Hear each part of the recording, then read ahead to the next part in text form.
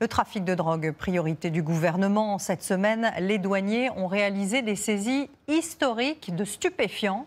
Les forces de l'ordre, vous allez le voir, qui constatent la recrudescence de ce qu'on appelle les mules. Ces personnes prêtes à prendre des risques inconsidérés pour transporter de la cocaïne, parfois dans leur propre corps. Si le phénomène s'observait principalement sur les vols entre la Guyane et Paris, il concerne désormais aussi la Martinique. Georges Brognier, Olivier Cresta et Alexis Dupaille.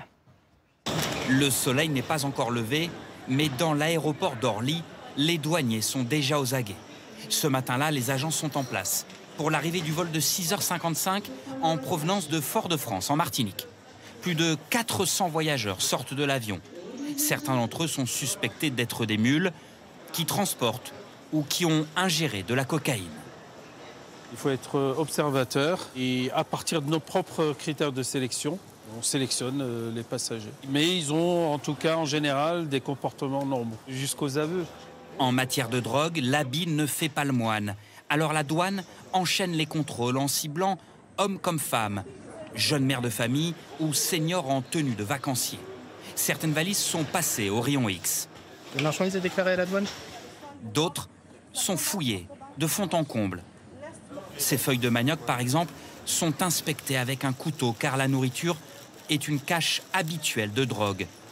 Saucissons ouverts, remplis de poudre blanche puis reconditionnés. Jambon, citron ou noix, les trafiquants ont une imagination sans limite.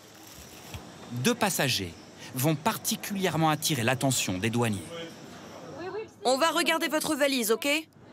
Impossible de voir à l'œil nu s'ils ont ingéré de la cocaïne, alors ils sont emmenés dans une salle pour effectuer un test urinaire qui dira s'ils sont ou non positifs. Tu dis c'est le dernier. Allez, monsieur, essayez, s'il vous plaît. Seul problème, les 2 voyageurs semblent incapables d'uriner. Les douaniers sont habitués.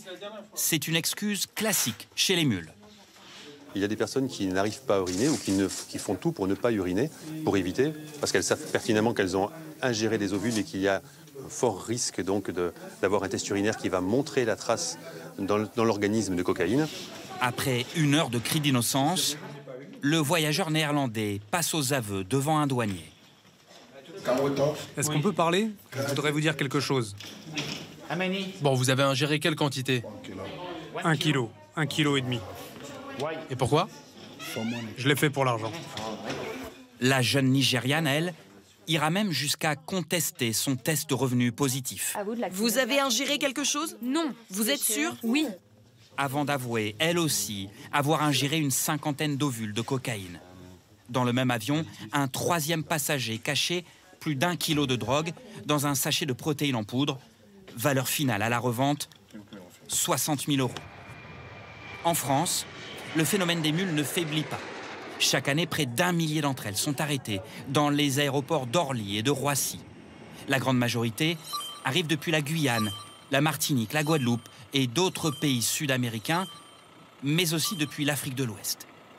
Qu'elles aient ingéré la drogue au péril de leur vie ou qu'elles l'aient cachée sous leurs vêtements, ces petites mains du trafic sont souvent en grande précarité. Comme cet homme, interpellé récemment avec plus d'1 kilo de cocaïne dans son estomac. Je n'arrivais pas à nourrir ma famille. Un individu m'a apporté les boulettes de cocaïne, j'ai ingéré 70 ovules, je devais toucher 5 000 €. Cette cocaïne est ensuite acheminée par les dealers vers des villes de taille moyenne, délaissées par les grands réseaux de narcotrafiquants. Les mules interpellées, elles, sont systématiquement jugées et très souvent condamnées. Pour maître Alexandre Lobry, qui en défend régulièrement, il s'agit avant tout de victimes, manipulées et menacées par les trafiquants. C'est des personnes vulnérables, totalement vulnérables. Les trafiquants de drogue ont toutes leurs informations, là où ils habitent, les noms de leur famille, et certaines mules sont contraints de faire ces transports. Rien que l'an dernier, la police judiciaire du Val-de-Marne a placé en garde à vue 168 mules qui transportaient au total 281 kilos de cocaïne. Pour le commissaire Philippe Huetz, éradiquer le phénomène est un âpre combat. Les trafiquants, c'est leur objectif, c'est de nous empêcher en fait de respirer, c'est la saturation.